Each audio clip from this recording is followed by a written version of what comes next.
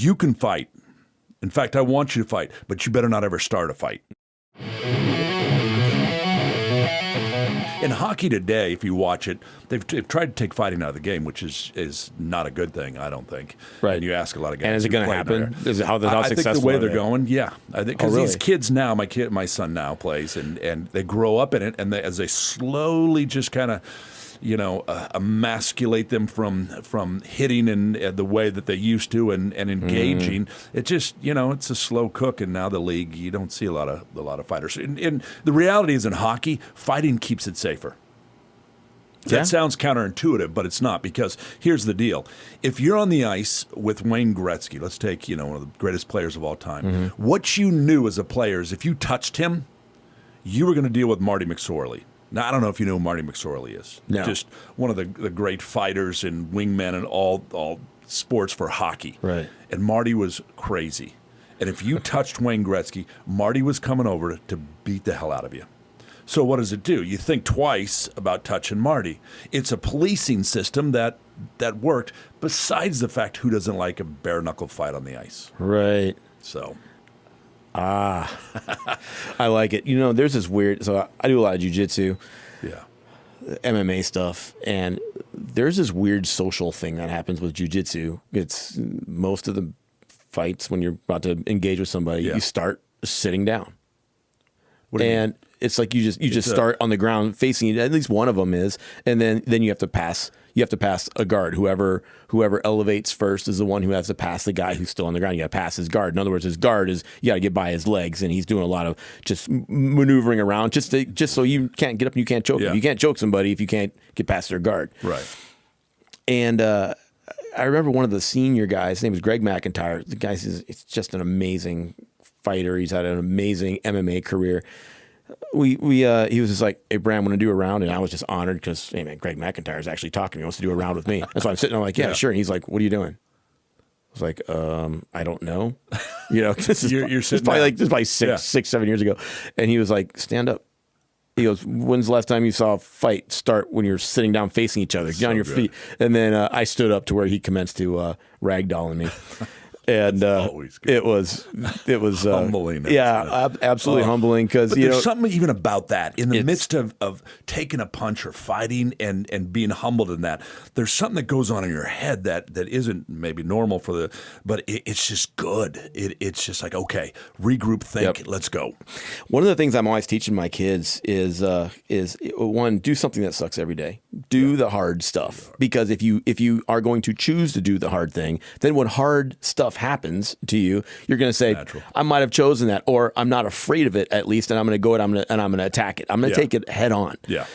And in combat sports, do that, because you're going to encounter adversity, and you're going to encounter it at a very high level, especially if that dude has years on you, maybe has a couple of weight classes on you.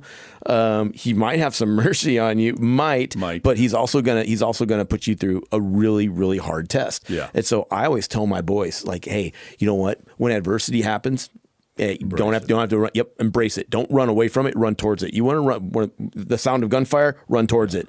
Yeah. And I didn't realize how much of an impact that made on the boys until I started seeing them as adults and the way they handle themselves. I was like, man, I was so glad I had them actually in combat sports and now our young guy, Adrian, who you just met, he does that. Well, he's kind of like your baby giraffe. Yeah. He's just all wobbly, and there's very coordination escaped him somehow. But he's not afraid now if somebody were to get their hands on him. And that was the main reason for getting them into combat sports, is so that they could deal with adversity later. What does it feel like when someone gets their hands on you with bad intentions? What are you going to do? And there's just something that, and I think men just in general, let's take it off of that. Let's just say people in general are not confrontational these days.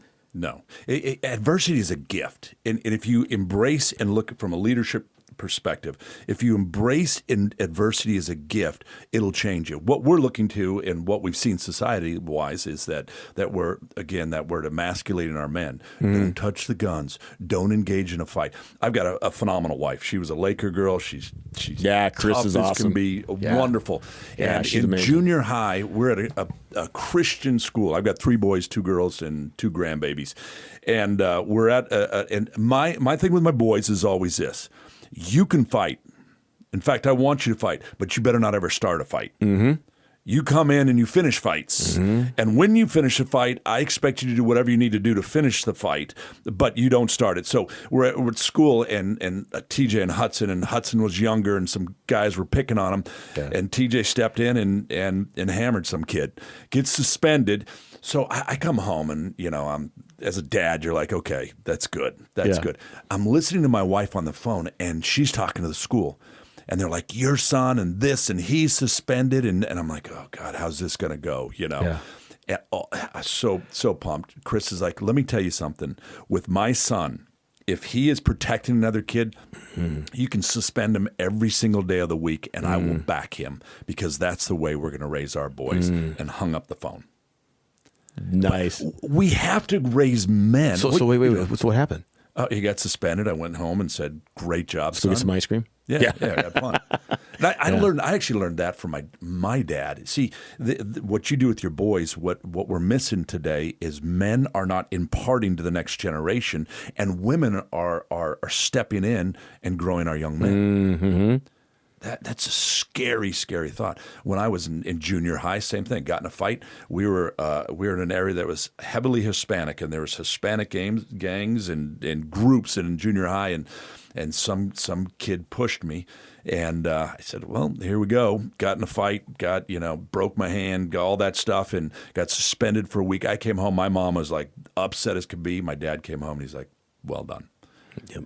And that stuck with me. And I'm like, wait, what do you mean? And then you start thinking about it. You defend what is right, what is good. That's what our boys need to do. Yeah, my boys, I remember I got a phone call from one of the teachers at their school. And they said, well, this is right after my boys came home. And they said, hey, Dad, is it okay to fight? Yeah. Is it okay to fight? Because we're being told at school that it's not okay to fight, but can we fight? And their mom's sitting there, and I was just like, ooh, I got this one. I got this one. And I said, listen, role playing right now. You come around a corner and someone is picking on your sister, but they're not putting hands on her. They're treating her disrespectfully. What do you do? And they're like, well, that's easy. I just get between them, and I just say, hey, that's my sister, and if you want to continue what you're doing, that's cool. But you got to get through me first. I happen to be a handful. Yeah.